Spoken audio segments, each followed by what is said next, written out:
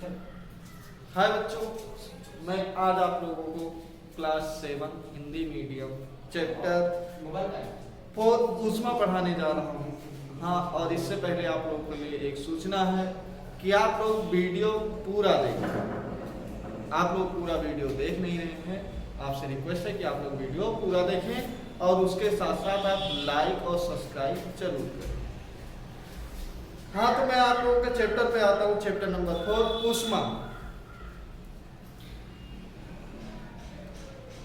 अध्याय 3 में पढ़ चुके हैं कि ऊनी वस्त्र जंतु रेशों से बनाए जाते हैं। ये जो ऊनी वस्त्र होते हैं ये जंतु रेशों से बनाए जाते हैं, रेशों से। आप यह भी जानते हैं कि सूती वस्त्र पादप रेशों से बनाए जाते हैं। जो सूती वस्त्र होते हैं पादप रेशों से बनाए जाते हैं। पादप यानी कि पौधों को बोलते हैं। जैसे आपका हो गया कपास का हुआ कपास, तो इससे क्या होता है, रेशे बनाए जाते हैं। हम शीतकाल में ऊनी वस्त्र पहनते हैं जो हमें गर्म रखते हैं, और शीतकाल यानी कि ठंडी में हम क्या करते हैं, ऊनी वस्त्र को पहनते हैं जो हमारे शरीर को गर्म रखते हैं। जब मौसम गर्म होता है तब हम हल्के रंग के सूती वस्त्र पहनना पसंद करते हैं, और इसके साथ जब मौसम क्या होता है, गर्म हो जाता है यानी कि गर्मी के मौसम में, तो हम उस मौसम में हल्के रंग का और सूती वस्त्र पहनना पसंद करते हैं। कौन सा सूती वस्त्र? ये हमें ठंडक का अनुभव कराते हैं, और ये जो सूती वस्त्र होते हैं ये हमें ठंडक का अनुभव कराते हैं। आप यह जानने के लिए अवश्य ही उत्सुक होंगे कि किसी विशेष ऋतु के लिए विशेष प्रकार के वस्त्र क्यों उपयोग होते हैं। अब आप लोगों को ये अवश्य जानकारी होना चाहिए कि ये जो विशेष मौसम होता है इनके लिए विशेष वस्त्र क्यों होता है। हम आखिर क्यों ठंडी में गर्म वस्त्र पहनते हैं और गर्मी में हल्का सूती वस्त्र पहनते हैं, ऐसा क्यों करते हैं? आइए हम आप लोगों को समझाते हैं। शीतकाल में आप घर के अंदर ठंड का अनुभव करते हैं। शीतकाल में क्या होता है, घर के अंदर आप ठंड का अनुभव यानी ठंडी का अनुभव करते हैं। यदि आप बाहर धूप में आ जाए तो गर्मी का अनुभव करते हैं, और धूप में आ जाने पर क्या होता है, गर्मी लगने लगती है। ग्रीष्म काल में तो आप घर के अंदर भी गर्मी का अनुभव करते हैं। हम यह कैसे जान पाते हैं कि कोई वस्तु गर्म है अथवा ठंडी है?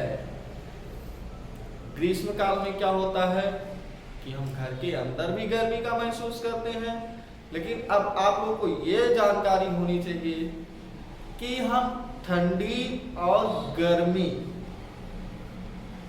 ठीक, इन दोनों को कैसे जान पाते हैं, यानी कि हमें कैसे जानकारी होती है। चलिए देखिए, हम कैसे पता लगाते हैं कि कोई वस्तु कितनी गर्म अथवा कितनी ठंडी है। इस अध्याय में हम इसी प्रकार के कुछ प्रश्नों का उत्तर जानने का प्रयास करेंगे। इसी प्रकार से हम कुछ प्रश्नों का उत्तर जानने का प्रयास करेंगे। आखिर गर्मी क्यों, कोई वस्तु कितनी गर्म है और कितनी ठंडी। गर्म तथा ठंडा। आपने दैनिक जीवन में हम अनेक वस्तुओं के संपर्क में आते हैं। बहुत सी वस्तुएं होती हैं जो हम दैनिक जीवन में यानी कि जो हम जीवन जी रहे हैं, बहुत सी वस्तुओं के संपर्क में आते हैं। इनमें से कुछ गर्म और कुछ ठंडी होती है, और इसमें से क्या होते हैं, कुछ गर्म होते हैं और कुछ ठंड होती है। चाय गर्म तथा बर्फ ठंडी होती है। अब जैसा कि आप लोगों को पता है चाय क्या होती है, गर्म होती है, और बर्फ जो होता है वो ठंड होता है। सारणी 4.1 में सामान्य उपयोगी वस्तुओं की सूची दी गई है। इस सूची में कुछ और नाम जोड़िए। इन वस्तुओं को गर्म या ठंडी के रूप में चिन्हित कीजिए। आपको 4.1 में एक सारणी दिया गया है, उसमें से कुछ वस्तुओं का नाम दिया गया है। उसमें से आपको पता लगाना है कौन सी वस्तु गर्म है, कौन सी ठंडी है, और आपके ब्रेन में या दिमाग में जो गर्म और ठंडी वस्तुएं होंगी उनको उस सूची में और आगे बढ़ाना है। आगे बढ़ा करके उस पर टिक लगाना है कौन सी वस्तु कैसे होती है।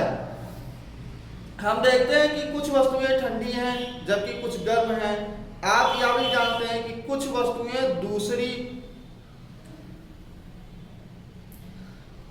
वस्तुओं की अपेक्षा अधिक गर्म होती हैं। कुछ वस्तुएं क्या होती हैं, ठंडी होती है, कुछ गर्म होती है। कुछ ऐसी वस्तुएं होती हैं कि दूसरी वस्तुओं की अपेक्षा अधिक गर्म होती है, जबकि कुछ वस्तुएं दूसरों की अपेक्षा अधिक ठंडी होती हैं। जबकि क्या होता है, जब दूसरे वस्तु से तुलना करेंगे तो कुछ अधिक गर्म रहेगी और कुछ अधिक ठंडा रहेगी। हम कैसे ज्ञात करते हैं कि कोई वस्तु दूसरी वस्तु की अपेक्षा अधिक गर्म है? प्रायः इसका पता वस्तुओं को स्पर्श करते हैं, स्पर्श करके लगाते हैं। प्रायः इसका पता कैसे लगाते हैं गर्म है ठंडी है? उसको स्पर्श करते हैं, यानी छूते हैं, छू करके हम बता सकते हैं। परंतु क्या हमारी स्पर्श इंद्रिय विश्वसनीय है? आइए हम ज्ञात करें। परंतु ये जो हम विश्वास करते हैं कि ये वस्तु गर्म है, ये ठंडी है, तो क्या हमारी ये जो इंद्रियां जो हमारे हाथ से जैसे हम स्पर्श करके छूते हैं तो ये हमारी इंद्रियां होती है, इससे पता लगाते हैं।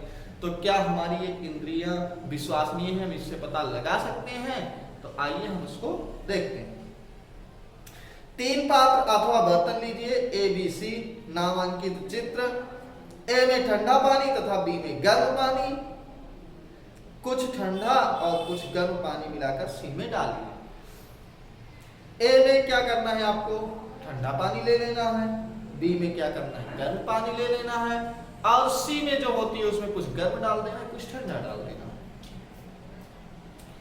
हाथ को पात्र ए में तथा बाएं हाथ को पात्र ए में तथा दाहिने हाथ को पात्र बी में डालिए। दोनों हाथों को 2 से 3 मिनट तक पात्रों में डूबे रह दीजिए। अब दोनों हाथों को एक साथ पात्र सी में डुबो। आपको क्या करना है कि पात्र ए में ठंडा पानी था और पात्र बी में गर्म पानी था। पात्र ए में आपको बायां हाथ और पात्र बी में आपको दायां हाथ कुछ देर के लिए, कुछ क्षणों के लिए डाल करके रखना है। उसके बाद उसका अनुभव कीजिए। तो पात्र सी में, जिसमें आप थोड़ा गर्म और थोड़ा ठंडा पानी डाल कर रखिए, उसमें क्या करना है, बाद में आपको उसमें दोनों हाथों को डाल देना है। तो क्या दोनों हाथों को एक जैसा अनुभव होता है? उसके बाद क्या अनुभव होता है, आप टेक्निकल करके बता सकते हैं कि हाँ हमें क्या अनुभव हो रहा है। सुनिश्चित कीजिए कि पानी इतना गर्म ना हो कि आपका हाथ जल जाए। हाँ, और इस प्रक्रिया को करते समय आपको ये ध्यान रहे कि पानी इतना अधिक गर्म ना हो कि आपका हाथ जल जाए, यानी कि आपको पानी उतना ही गर्म करना है जितनी हमारी इंद्रियां सहन कर सकती हैं। बूझो की उलझन याद दर्शाती है कि यह निश्चित करने के लिए कोई वस्तु गर्म या ठंडी हम अपनी स्पर्श इंद्रिय पर विश्वास नहीं कर सकते। अब बूझो की उलझन याद आती है कि इस निश्चित करने के लिए, यह निश्चित करने के लिए कोई वस्तु कितनी गर्म है या कितनी ठंडी है, यह हम अपनी इंद्रियों पर विश्वास नहीं कर सकते। यह हमें कभी भी धोखा दे सकती है। ये जो हमारी इंद्रियां हैं, ये परीक्षण करने में कभी धोखा दे सकती हैं। तब हम यह कैसे ज्ञात करते हैं कि कोई वस्तु वास्तव में कितनी गर्म है? किसी वस्तु की उष्णता यानी कि गर्मी, उष्णता मतलब होती है गर्मी, का विश्वसनीय माप उसके ताप से की जाती है।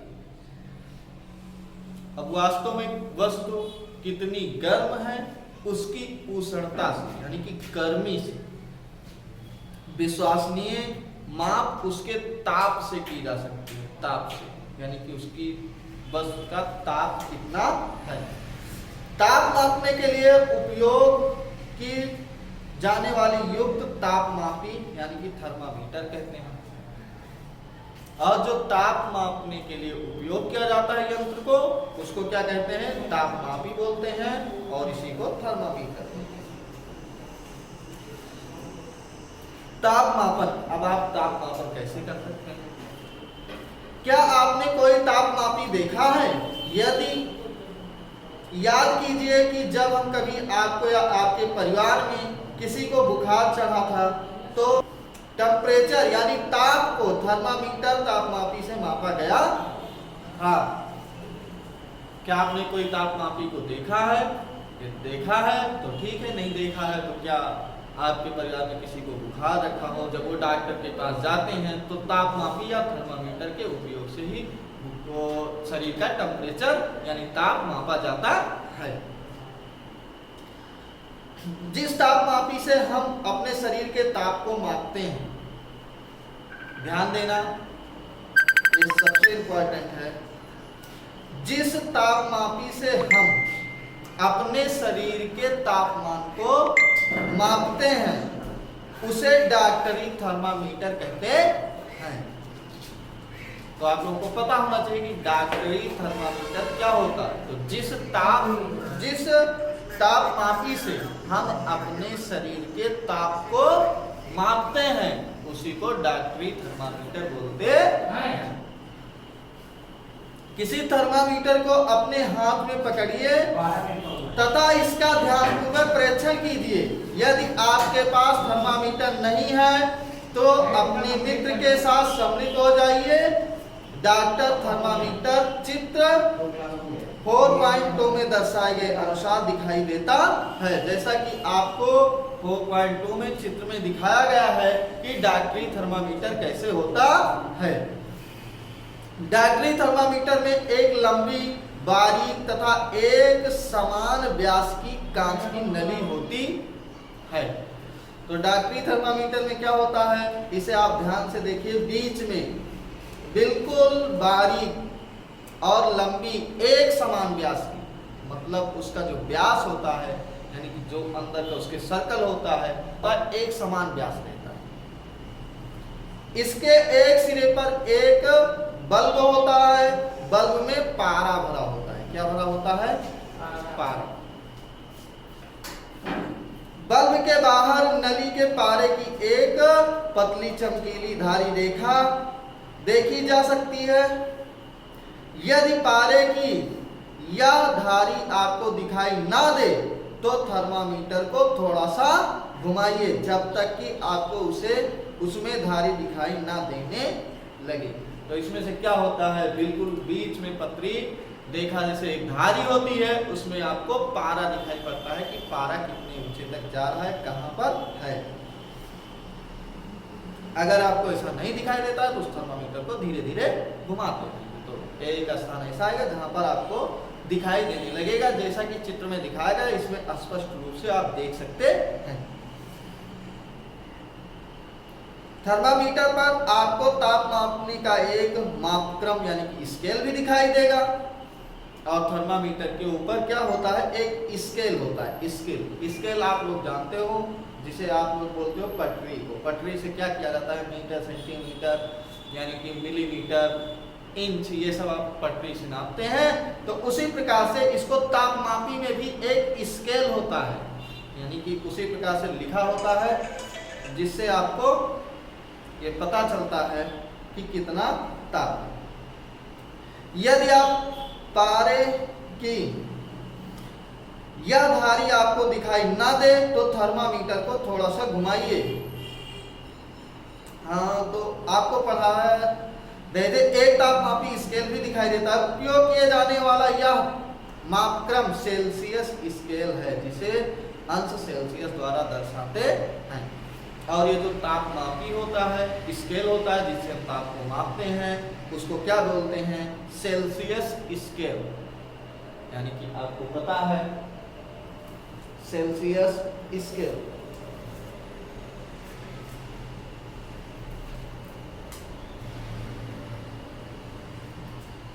डॉक्टर में हम 35 अंश सेल्सियस से 42 अंश सेल्सियस तक के ताप ही माप सकते हैं।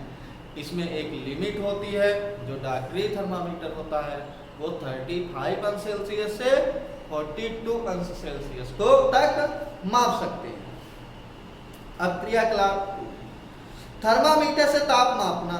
अब थर्मामीटर से ताप कैसे मापा जाता है, आइए देखिए। यह सीखें कि थर्मामीटर को कैसे पढ़ा जाता है। इससे पहले इनके किन्हीं दो क्रमागत यानी एक के बाद एक बड़े चिन्ह द्वारा निरूपित ताप के अंतर को नोट कीजिए।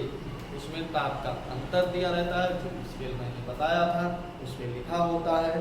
अब उसको अंतर को नोट करना है। इन दोनों चिन्हों के बीच भागों की संख्या छोटे छोटे चिन्हों द्वारा दर्शाए गए हैं। उसके बाद ये थर्मामीटर में जो होता है, इसमें एक अंश सेल्सियस यानी 35 अंश सेल्सियस से 36 अंश सेल्सियस तक आप जब देखेंगे तो इसका अंतर स्पष्ट करेंगे। इसमें छोटे छोटे ऐसे लाइनिंग की जाती है, की गई है, ठीक है ना। तो नोट कीजिए, मान लीजिए कि दो बड़े चिन्हों के बीच 1 डिग्री का अंतर है और ये जो 35, ये जो 36 है, उसके अंदर जो छोटे छोटे भाग होते हैं तो उनको नोट करना है। आपको मानना है कि दो बड़े चिन्हों के बीच 1 डिग्री का अंतर है, जैसे 35 और 36, यानी कि दो बड़े चिन्ह जो होते हैं उनको जो बीच में छोटे छोटे होते हैं उनको जोड़ करके 1 डिग्री होता है।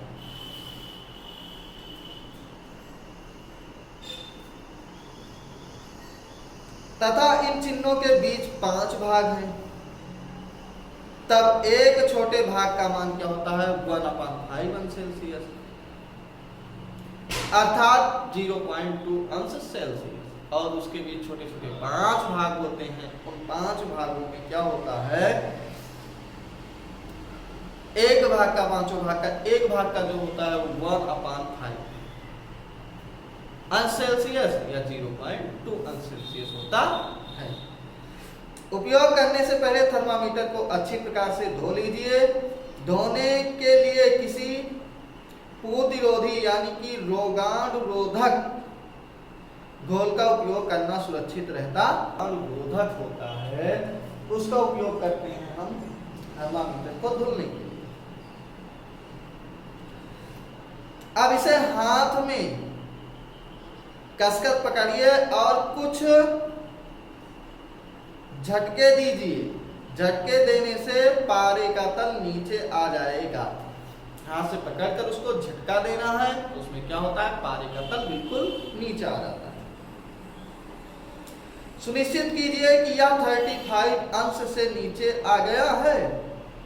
तब थर्मामीटर के बल्ब को अपना जीभ के नीचे रखिए। तो जो नुकीला भाग होता है थर्मामीटर का, उसको बल्ब बोलते हैं, चमकीला भाग, उसको क्या करना है, अपनी जीभ के अंदर रख लेना है। 1 मिनट के पश्चात थर्मामीटर को बाहर निकालिए और उसका पाठ्यक्रम नोट कीजिए।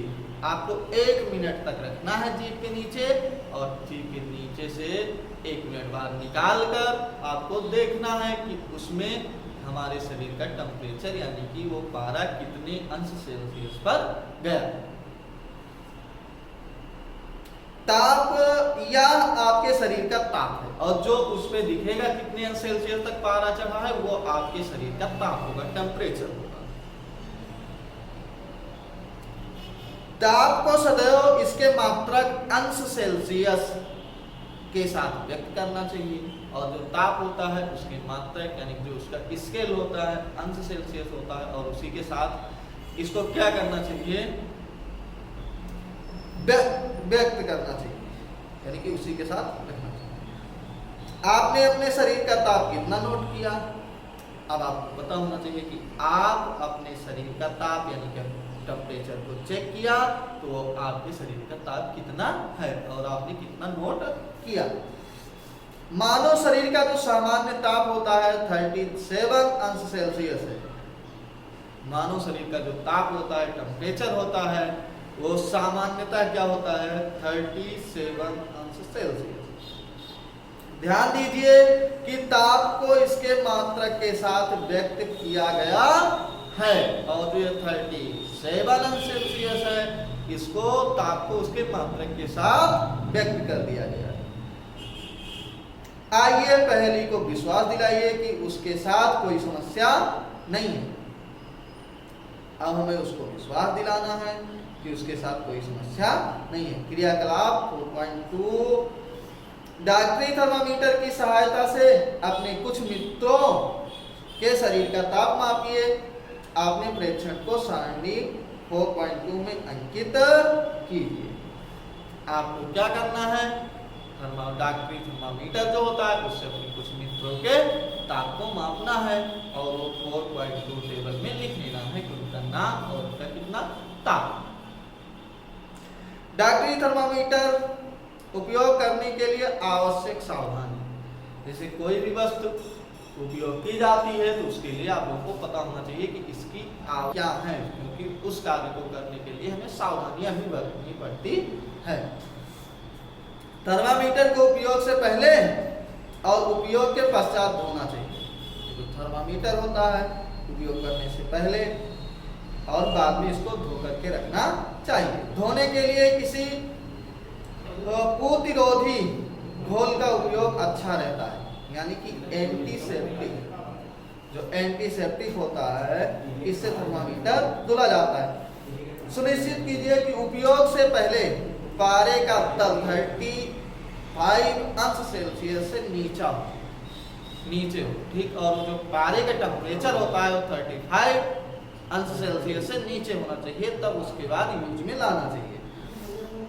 थर्मामीटर को पढ़ते समय पारे का तल दृष्टि रेखा का सीधा होना चाहिए। थर्मामीटर का सावधानी पूर्वक उपयोग कीजिए, किसी कठोर वस्तु से टकराने पर यह टूट सकता है, और इस थर्मामीटर को ध्यान दीजिए किसी कठोर वस्तु से टकराने ना पाए। थर्मामीटर का उपयोग करते समय इससे बल्ब से नहीं पकड़ना चाहिए। जो बल्ब होता है तो नुकीला भाग होता है उसमें, तो उस बल्ब को नहीं पकड़ना चाहिए उपयोग के समय। क्या प्रत्येक विद्यार्थी के शरीर का तापमान 37 अंश सेल्सियस है? यह आवश्यक नहीं है कि प्रत्येक व्यक्ति का सामान्य ताप 37 अंश सेल्सियस हो, कुछ अधिक अथवा कुछ कम भी हो सकता है। वास्तव में जिसे हम सामान्य ताप यानी कि नॉर्मल टेम्परेचर कहते हैं, वह स्वस्थ व्यक्तियों के विशाल समूह के शरीर का औसत ताप है। जो हम नॉर्मल टेम्परेचर कहते हैं यानी सामान्य ताप, वह पूर्णतया स्वस्थ व्यक्ति का टेम्परेचर होता है यानी कि ताप होता है।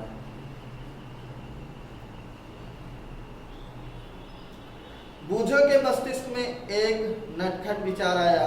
वह डॉक्टरी थर्मामीटर से गर्म दूध का ताप मापना चाहता है। पहेली ने उसको ऐसा करने से रोक दिया। अब बूझो के मन में एक विचार आया। उसने सोचा कि डॉक्टरी थर्मामीटर से हम क्या करेंगे, दूध का ताप मापेंगे। डॉक्टरी थर्मामीटर का उपयोग मानव शरीर का ताप मापने को छोड़कर किसी अन्य वस्तु का ताप मापने के लिए कभी मत कीजिए।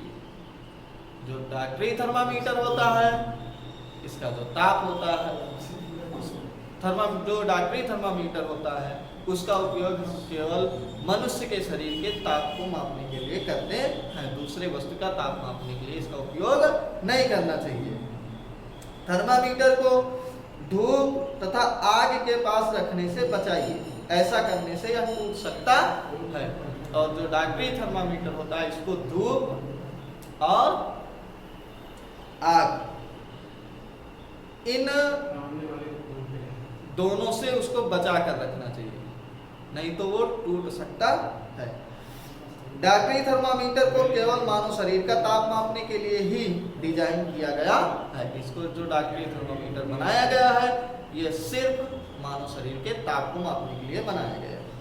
मानव शरीर का तापमान सामान्यतः 35 अंश से कम तथा 42 अंश से अधिक नहीं होता। मानव शरीर का जो ताप होता है, टेम्परेचर होता है, वो 35 अंश सेल्सियस से कम नहीं होता और 42 अंश सेल्सियस से ज्यादा, यानी कि अधिक। यही कारण है कि थर्मामीटर का परिसर जो होता है, जो उसमें स्केल होता है, वो 35 अंश सेल्सियस से 42 अंश सेल्सियस तक ही होता है। प्रयोगशाला तापमापी। अब प्रयोगशाला जो होती है उसमें तापमापी देखिए। हम अन्य वस्तुओं के ताप कैसे मापते हैं? इसके लिए अन्य तापमापी काम में लाते हैं। ऐसा ही एक तापमापी प्रयोगशाला तापमापी है। आपके अध्यापक इस तापमापी को आपको दिखाएंगे।